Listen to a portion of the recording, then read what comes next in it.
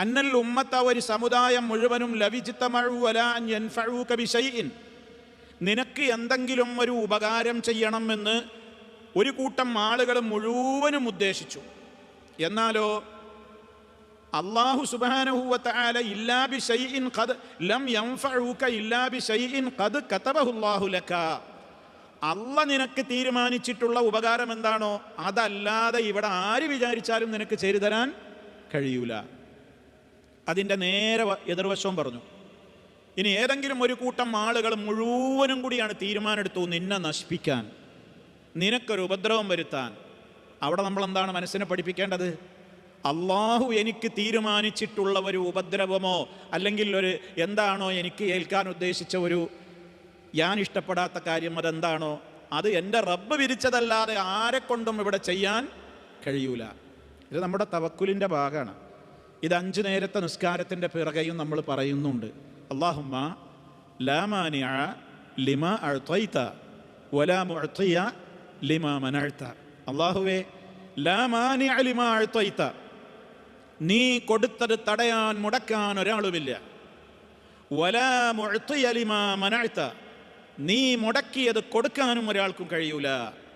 അത് നമ്മുടെ ഈമാനിൻ്റെ ഭാഗമാണ്, അത് നമ്മുടെ അഖീദയുടെ ഭാഗമാണ്. അത് ഉറച്ച് വിശ്വസിക്കുന്ന ഒരാൾക്ക് എന്തിനാണ് ടെൻഷൻ എന്നാണ് നമ്മൾ ചോദിക്കേണ്ടത്. നമ്മളോട് ചോദിക്കണം.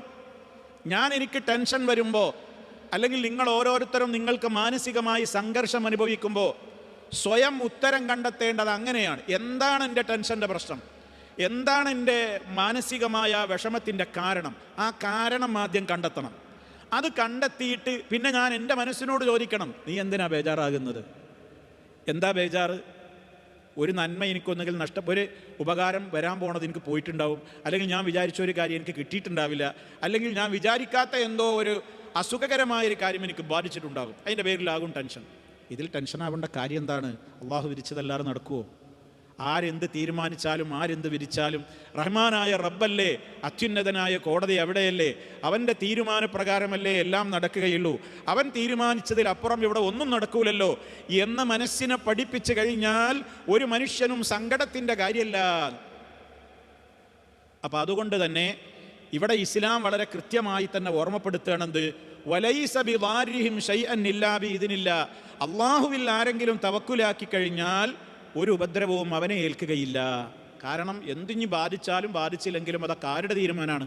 അള്ളാഹുവിൻ്റെ തീരുമാനമാണ്.